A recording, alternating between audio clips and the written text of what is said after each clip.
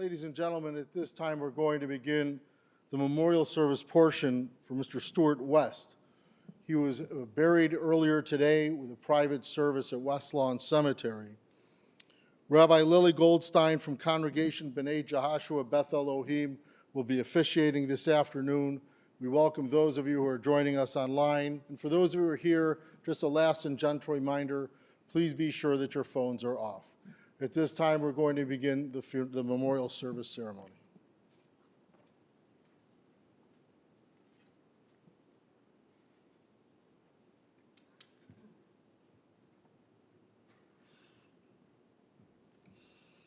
Today we're here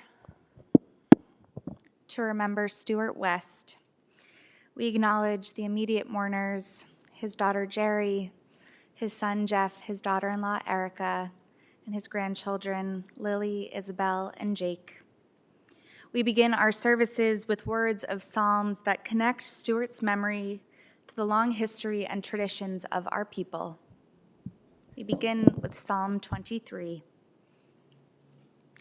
Adonai roi lo echsar, bihinot asher yarbitzeni, al mei menuchot yenahaleni, nafshi yeshovev, Yancheni v'magle tzedek, Yancheni v'magle tzedek, leman shemo, gaham ki eilech begetz al mavet, lo ira raki ata imadi. Shivtecha umishantecha hamayanachamuni. Ta'aroch lefanai,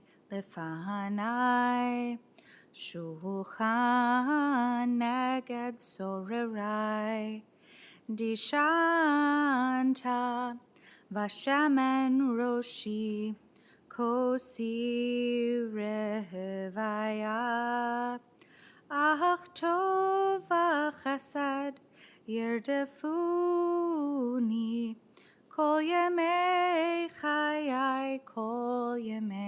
chayai, v'shavti beveit Adonai leorech yamim.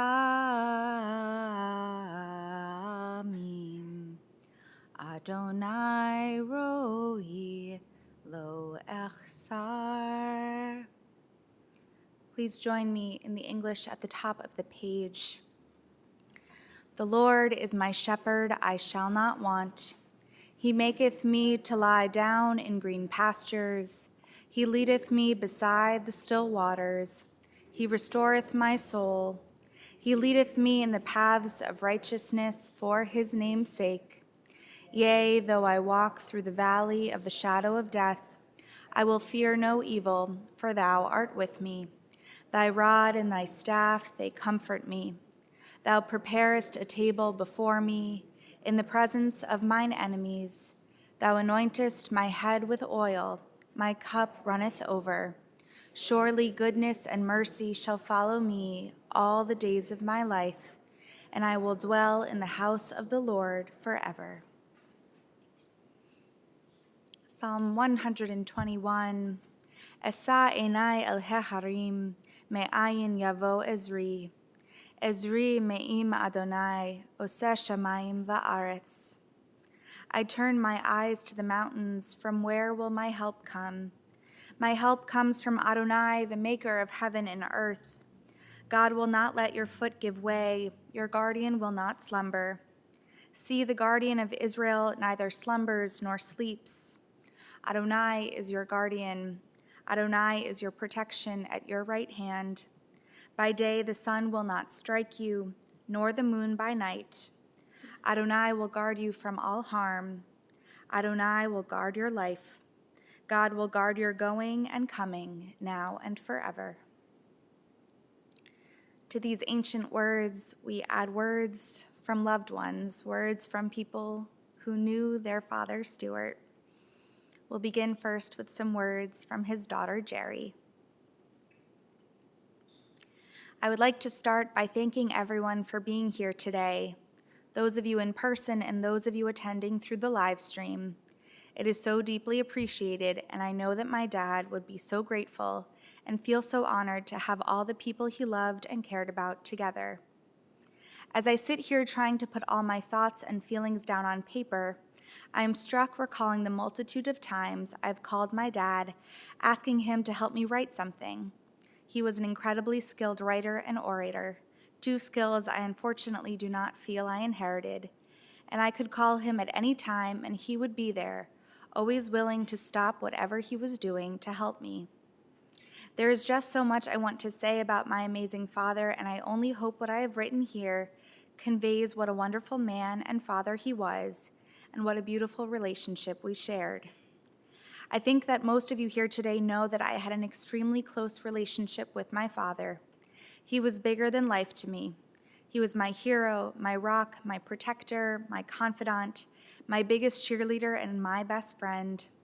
We spoke every single day and spent a lot of time together, and each morning I received my daily text, "Good morning, sweetheart. Have a wonderful day. I love you," which often included a cute animated image with his text. I was blessed to have his unconditional love, to always know he was there for me no matter what, and that I could always count on him at any moment, day or night. He showed me every day how much he loved me, and that he was proud of me, and that he believed in me, even when I didn't believe in myself. He never, ever let me down.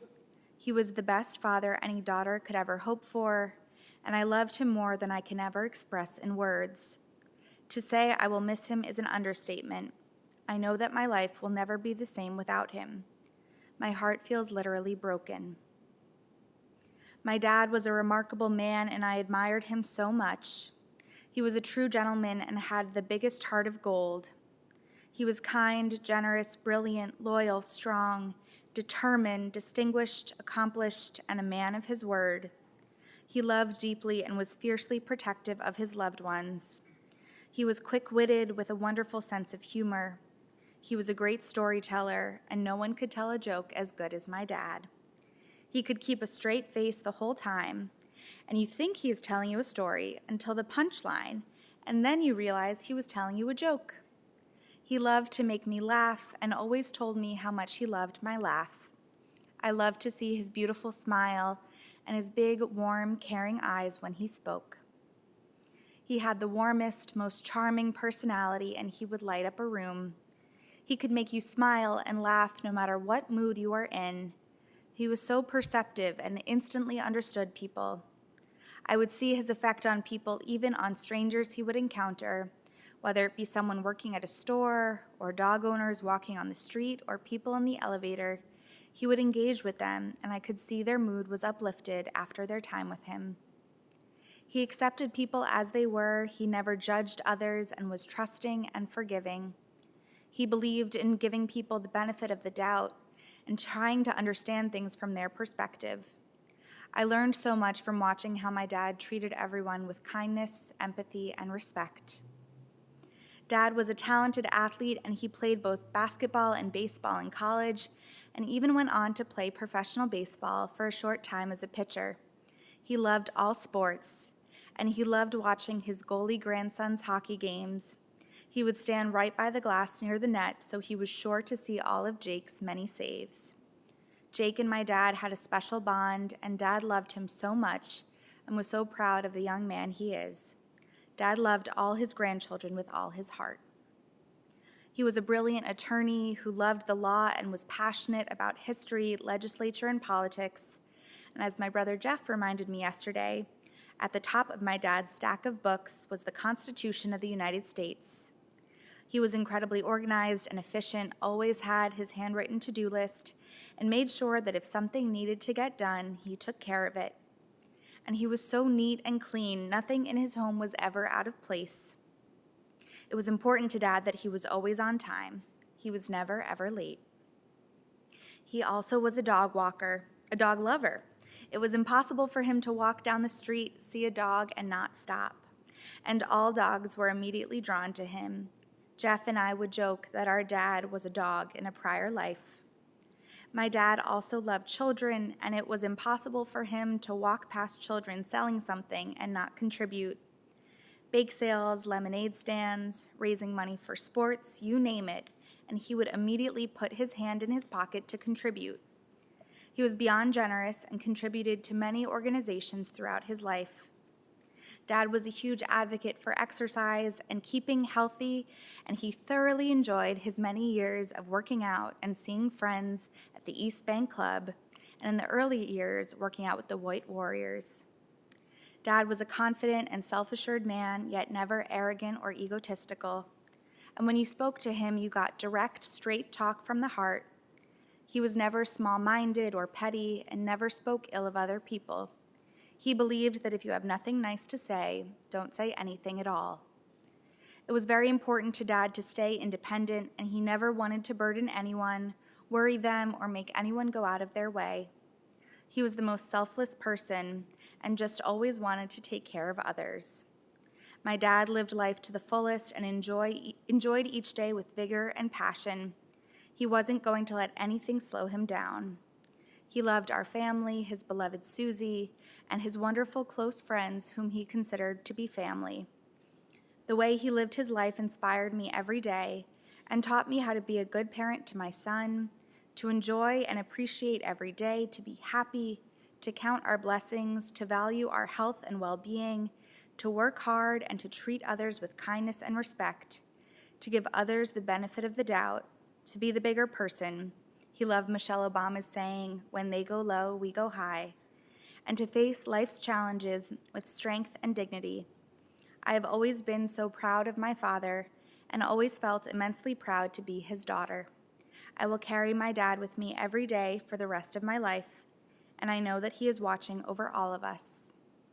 Daddy, thank you for always being the wonderful father and wonderful man that you are, and for always believing in me, for never letting me down, and for being the best friend that you always were.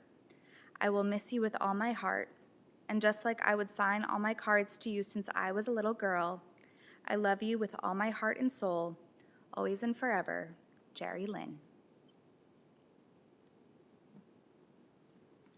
I'd like to invite Erica, his daughter-in-law, up to speak.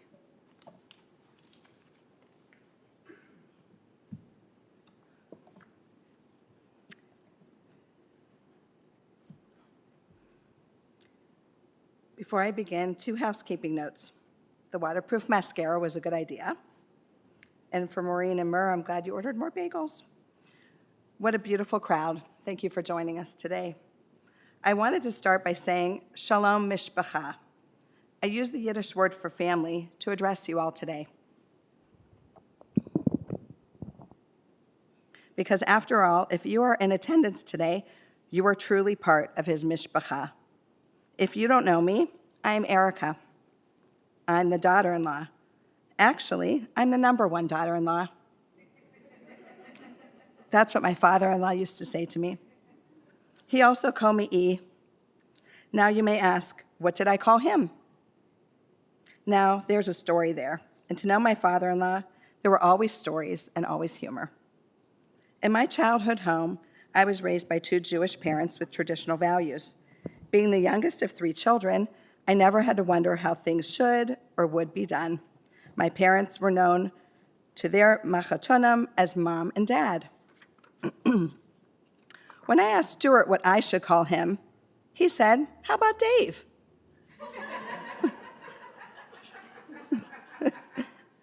I said, "Why? Really?" He said, "Well, I don't have a middle name, and I always like the name Dave." So Dave it was. My father-in-law was an avid reader and literary aficionado. Currently, I'm reading a book by the New York Times columnist David Brooks called How to Know a Person. It's about digging deep and being attentive to others. At Stuart's essence, he was a detailed person, an intent listener, and passionate about the human condition. My father-in-law really took time to get to know people, and he made everyone feel seen and important. This was evident when we went out as a family to eat.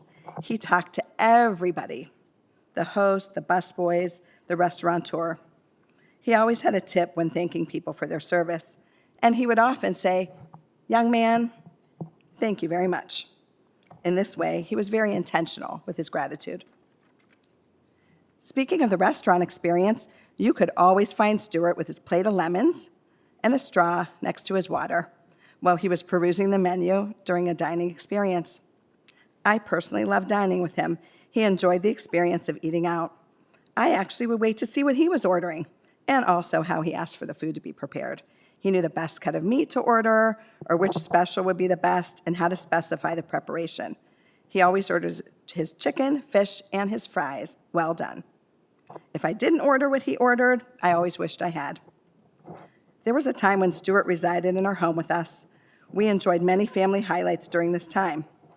Our daughter Lily was a new driver at the time, and she had the charge of driving her maiden voyage of our family to the nearest restaurant, which was actually around the corner. It was J. Alexander's.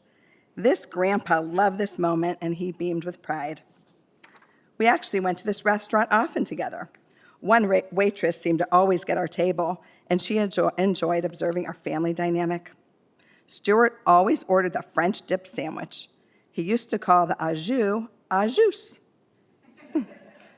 Each and every time he asked for it please to come out piping hot. Each and every time it came out of the refrigerator, ice cold. And then he would go again and repeat the same process every single time. He would be very polite, and he would say to the server with his finger like this, "Do me a favor, and please bring me the au jus piping hot." And each time, he said, "Each time I get it, it comes out cold. Please make sure it's hot." This became a humorous part of our experience together. When we would walk around the city, he would stop and look at every dog, which my sister-in-law also said. In fact, one of his favorite things about living in his building was that there were many dog owners and a wide variety of dogs to befriend. One of my all-time favorite things about my father-in-law was observing the relationships he had with other people, and especially within our family.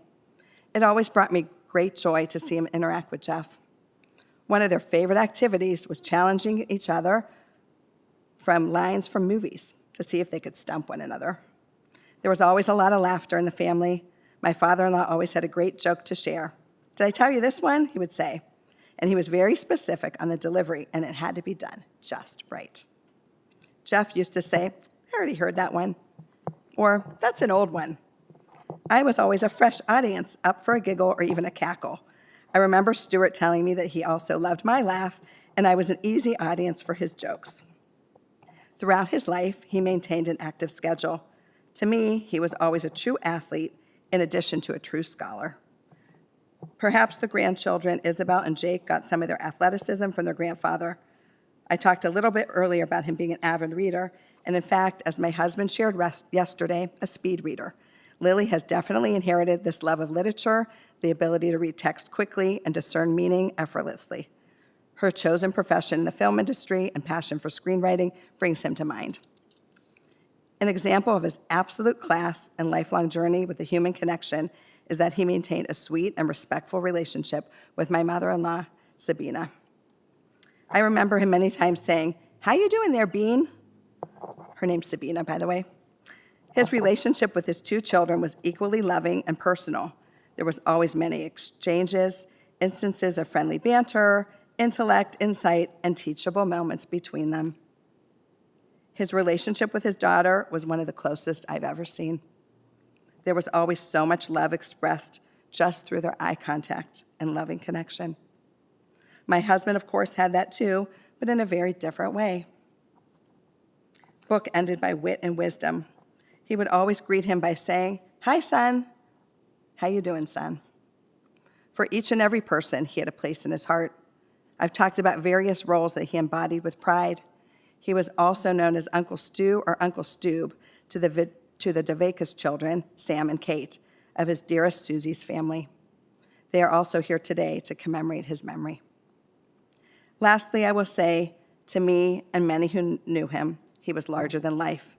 His presence was comforting, it was stabilizing, warming, loving, and also expected. And for this reason, it is a tremendous loss to all who knew him or came to call him a friend, a neighbor, a colleague, a workout buddy, a fellow attorney, or any of the roles that I touched upon today. We will hold him high, embody him close, and carry him with us as we journey forward. Zikrono livracha, may his memory forever be a blessing in our hearts.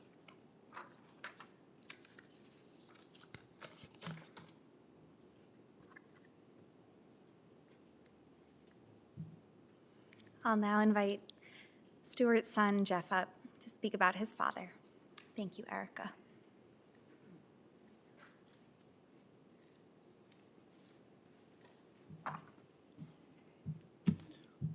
Well, you will soon learn that the three of us did not talk to each other as we prepared our words, because there's quite a bit of repetition, but I believe that that just further explains how consistent my father was. But I do wish to wish you all a good afternoon and thank you so much for joining us today, both in person and virtually via the live stream, to remember and honor the memory of our father, father-in-law, grandfather, Stuart West. Last week, I gave a speech to a room of 600 people with equally as many tuned in via live stream. I can assure you, this is a much tougher room. So,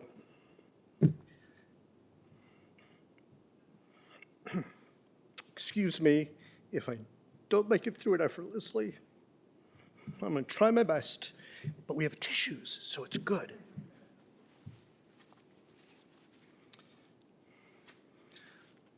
I had the pleasure of hearing my father's words of eulogy on two occasions, once for a dear friend and once for his brother.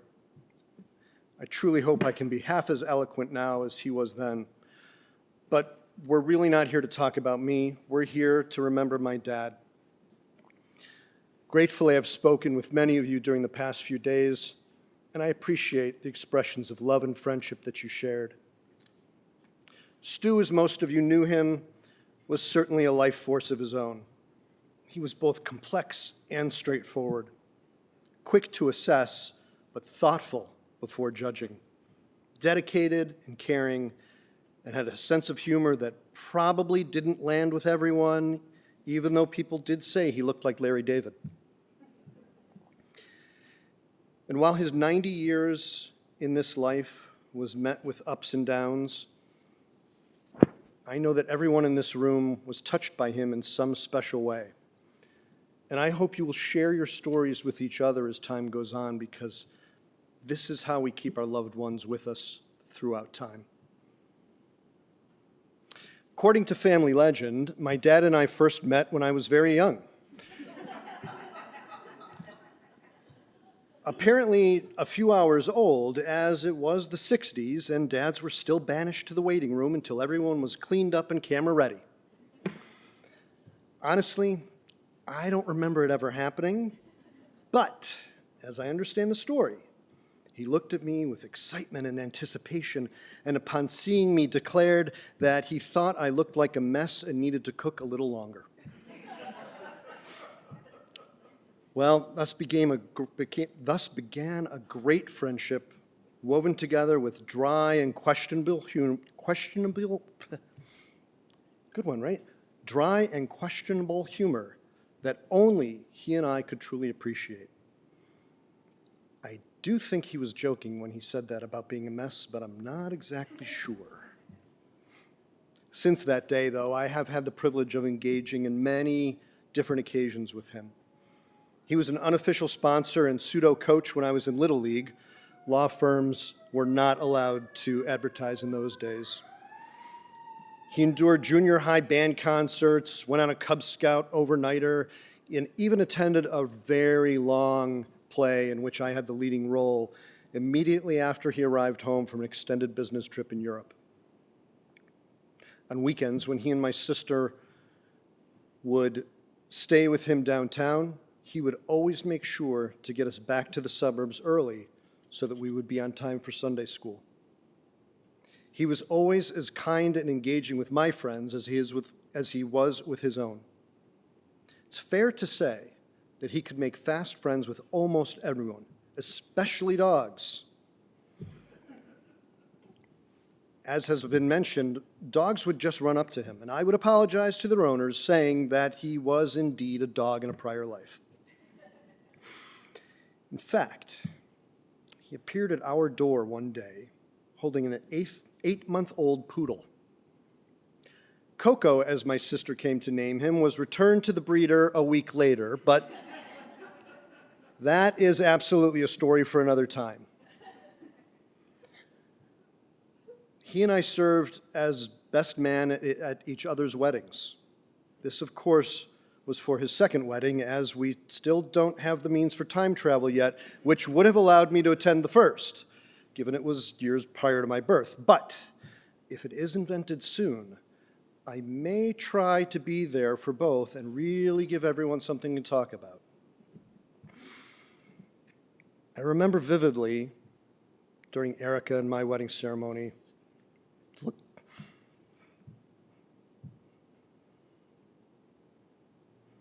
the look of pride on his face.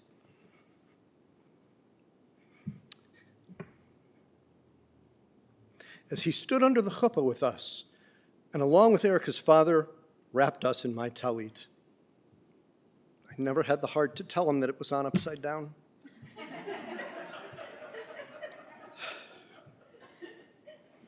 A few years later, when our children were born, I'm happy to report that upon his first meeting of each of them, he rightly declared their perfection. Apparently, no need to cook a moment longer. I wholeheartedly agree. Those first moments with each of his grandchildren sparked a joyous love that only exists between a grandparent and a grandchild, a genetic bond that connects us to our ancestors and future generations, the genesis of love that endures long after moments like this. You may wonder what I will miss most. I will certainly miss the jokes that he would occasionally email to me and the ones that he would call to tell me, the ones that I can never repeat to anyone. And even though he and I had met, even though I had, as my sister so rightly pointed out, heard many of them so many times before. Or that may have been you, I don't remember, I'm a little confused at the moment. I will miss being witness to the relationship he had with Erica and our daughters, Lily and Isabel. The rest, well, that for the time being will remain in my heart, destined to come out over my remaining time while I keep his memory alive. Now, as I reflect on these memories and think about the most recent days of visiting him in the hospital, I'm reminded of a prayer from our weekday morning recitation, Elu Devarim. And if you'll please indulge me for a moment.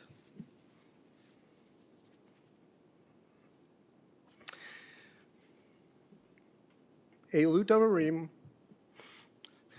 She'ein Lahem Shiur. These are things that are limitless, of which a person enjoys the fruit of this world, while the principle remains in the world to come. They are honoring one's father and mother, engaging in deeds of compassion, arriving early for study, morning and evening, dealing graciously with guests, visiting the sick,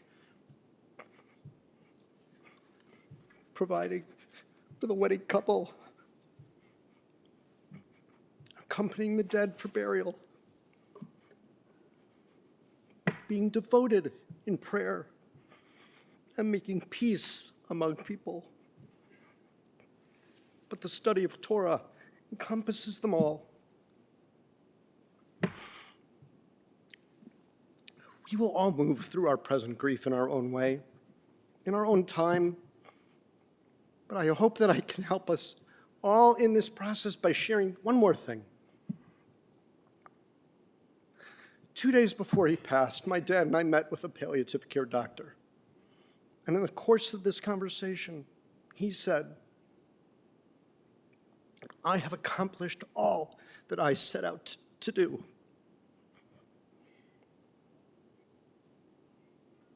Today, I am comforted to know that I have performed 2 very important mitzvot of our 613, honoring my father through memory and words, and performing the one mitzvah that we cannot perform for ourselves, accompanying him to his final rest. Let me close today by sharing with you the sentiment that he would always say to finish our conversations and visits, even in his final and most challenging days. "See you later, pal."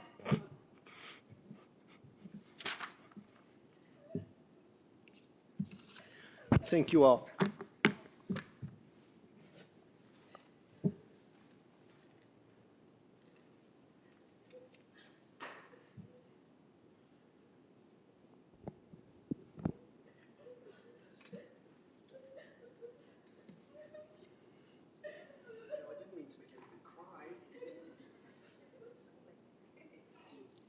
Thank you, Jeff, Erica, and Jerry, for sharing your father and Dave with all of us.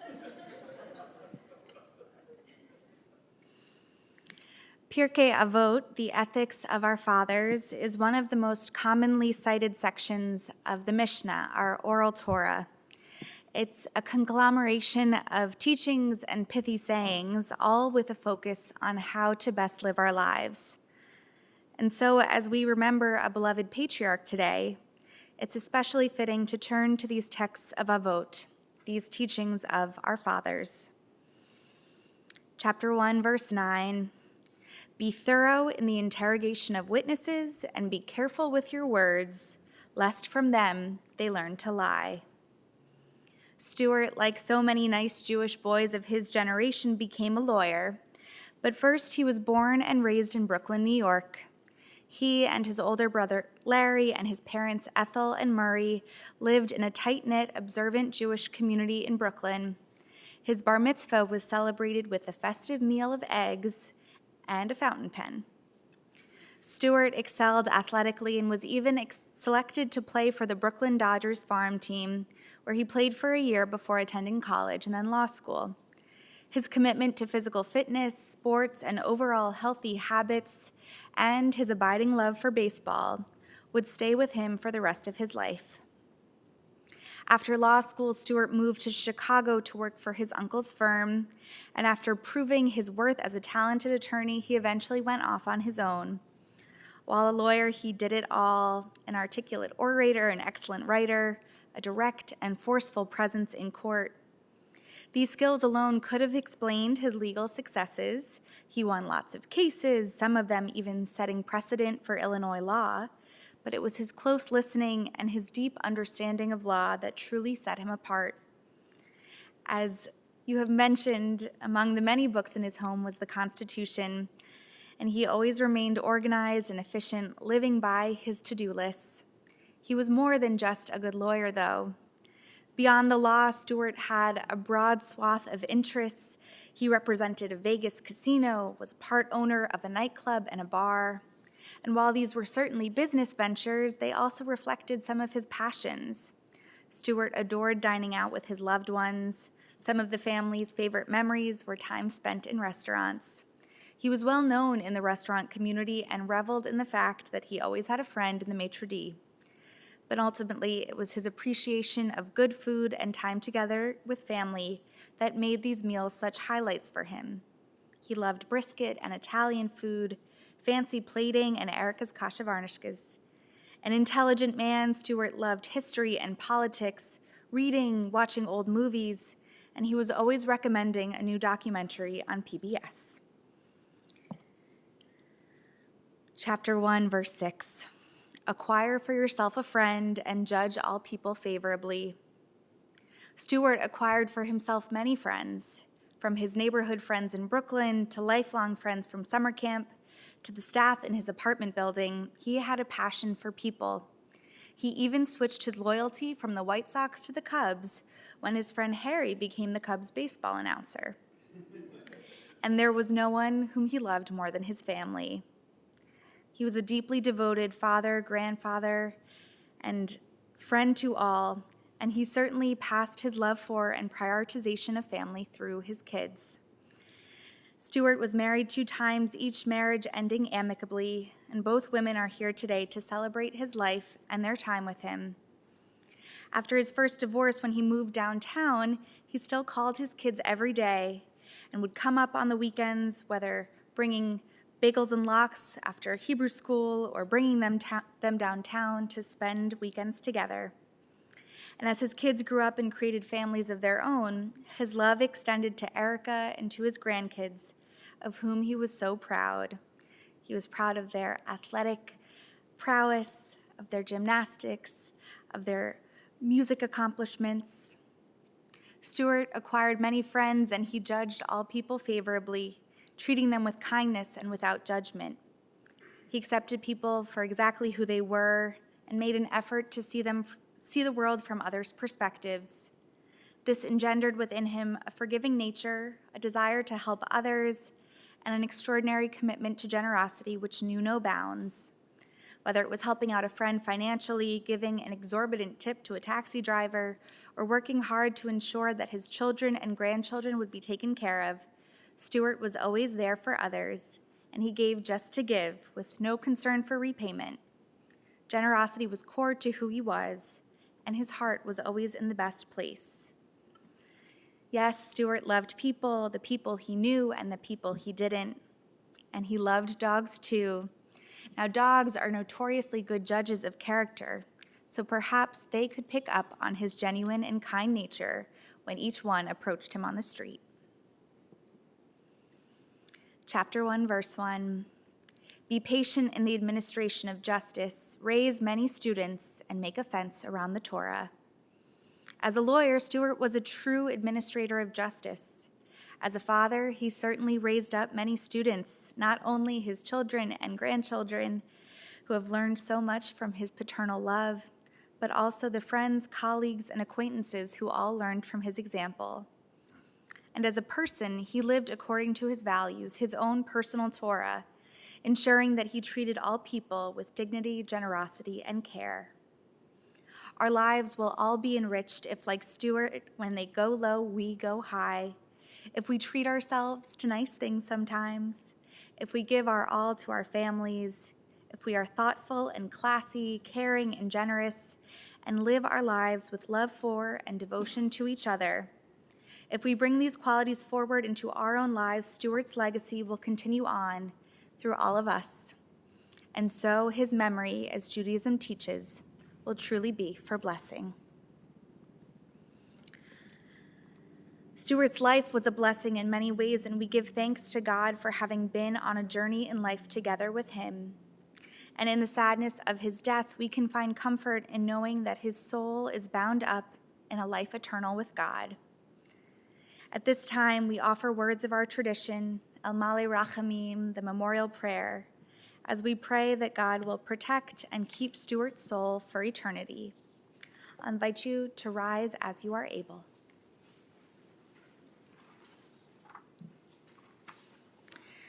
El Male Rachamim, Shochen Bamromim, Hamtzei Menucha Nechona, Tachat Kanfei Hashchina, Im Kedoshim Utehorim, Kezohar Harakia, Mazhirim, Et Nishmat Shimon ben Mendel, Shehalach le'olamo, Baal Harachamim, Yasirehu Beseter Knafav le'olamim, Bitzror Hachayim et Nishmato, Adonai hu nachalato, Ve'anuach b'shalom al mishkavo, V'nomar Amen.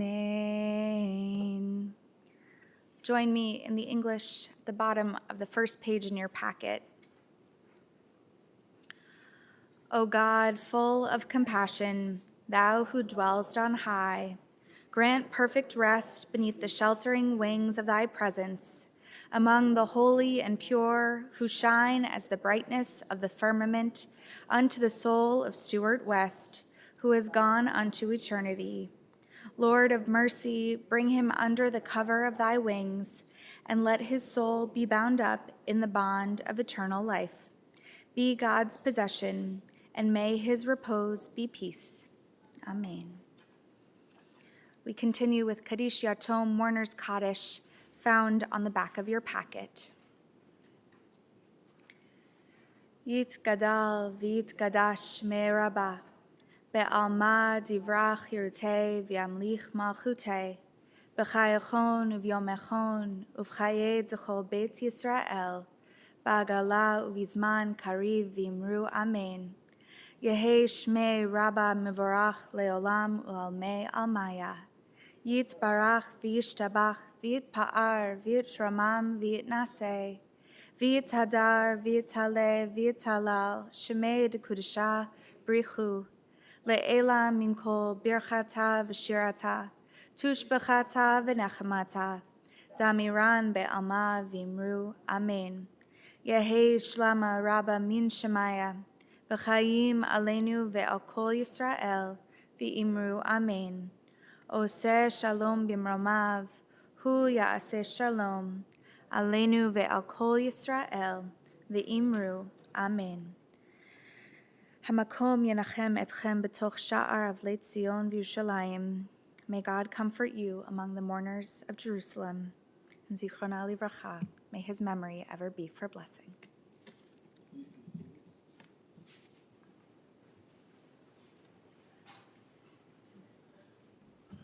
Ladies and gentlemen, the services here are concluded. Everyone is invited to Shiva and a meal across the lobby. We'll be here till 8 p.m. Memorial contributions to Congregation B'nai Jehoshua Beth Elohim would be appreciated. That information is on the service folder. For those of you who are joining us online, all that information can be found on the Funeral Home's website. At this time, I invite everyone to rise and stand in place as we escort the family across the lobby. Let them get a little nosh, and then you could go in and greet them. Thank you. This concludes the service.